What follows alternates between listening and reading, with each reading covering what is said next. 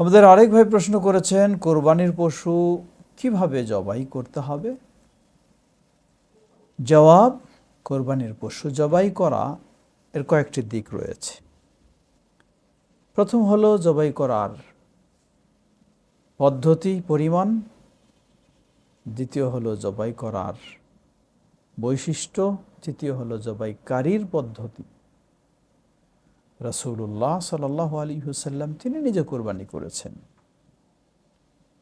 তাই সেখান থেকে আমরা কোরবানি পশু জবাই করার পদ্ধতি আমরা বুঝতে পারি কিভাবে করতে হবে। তাহলে পশু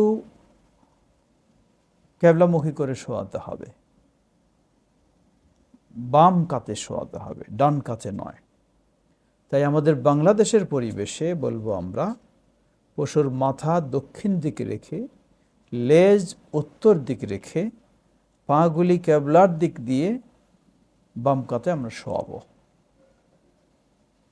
অতঃপর যিনি জবাই করবেন তার নিয়ম হলো, তিনি ডান হাতে তরবারি ধরবেন এবং বাম হাত দিয়ে তিনি মাথাটা অর্থাৎ এই চলটা ধরবেন, আর ডান পাটা তিনি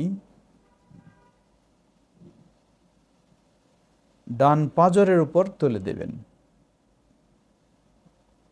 তাহলে এইভাবে মাথা ধারণ করে, এইভাবে তরবারি ধারণ করে, পা এভাবে তুলে দিয়ে শক্ত করে জবাই করা রাসূলুল্লাহ সাল্লাল্লাহু আলাইহি ওয়াসাল্লাম থেকে প্রমাণিত।